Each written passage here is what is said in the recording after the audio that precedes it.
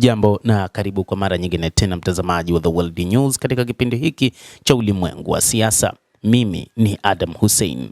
Rais wa Marekani Donald Trump amesema kwamba wa Iran hawana nidhamu kwa miaka 51 iliyopita.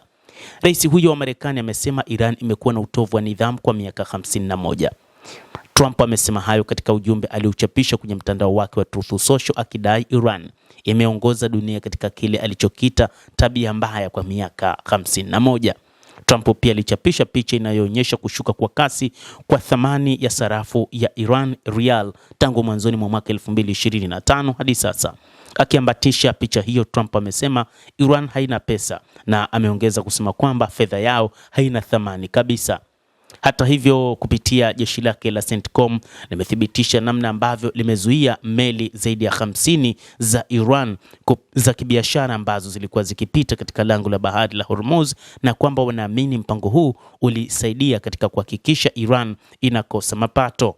Kamandi kuu ya Marekani CENTCOM inosimamia operesheni za kijeshi za Marekani Mashariki ya Kati imesema tangu kuanza kwa zuio la baharini dhidi ya Iran imezuia meli 55 za biashara na kusimamisha meli 2 na kwa kutumia mashambulizi ya risasi.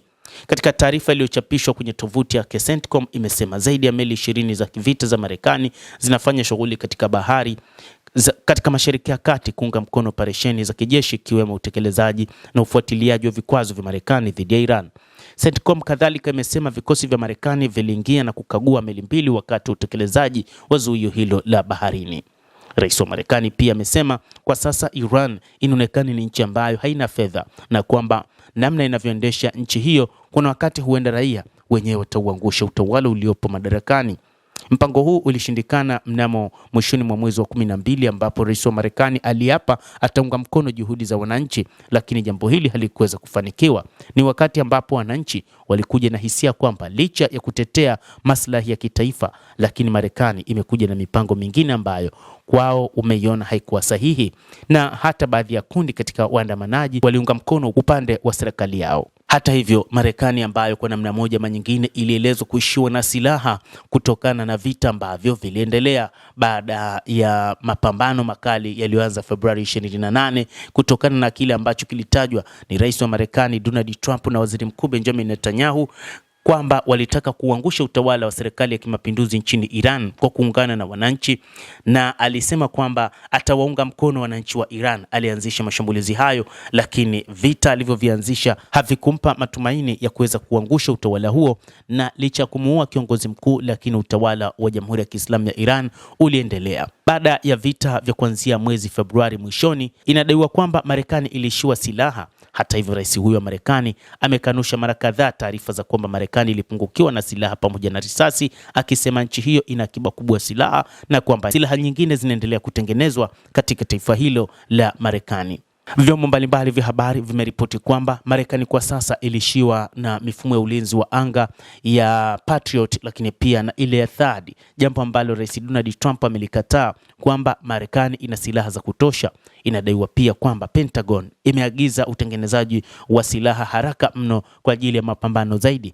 Lakini hata wakati huu, katika ujumbe aliochapisha kupitia ukurasa wake wa X, amesema Marekani ina idadi kubwa ya silaha na risasi hasa za aina fulani, huku akisema uzalishaji wa silaha hizo unaendelea na zitatumwa pale zinapohitajika.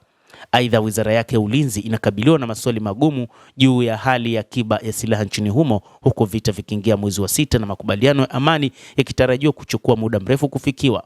Kwa upande mwingine, Iran imesema silaha inazozizalisha nchini humo zinaiwezesha kukabiliana na tishio lolote na kwamba silaha zipo za kutosha.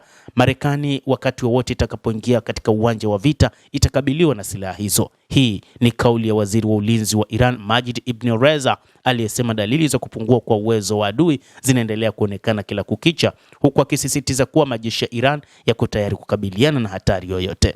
Na amesema teknolojia inayozalishwa nchini Iran ni bora kuliko teknolojia nyingine yoyote ya kijeshi katika eneo hilo. Na taarifa hiyo inafuatia mashambulizi makubwa ya makombora yaliyofanywa na Marekani dhidi ya Iran katika operesheni iliyopewa jina la Epic Fury pamoja na mashambulizi mengine ya kijeshi. Na kwa mujibu wa shirika la habari la CBS News, Marekani imetumia sehemu kubwa ya akiba yake ya kimataifa ya makombora ya masafa marefu na makombora yanayoongozwa kwa usahihi.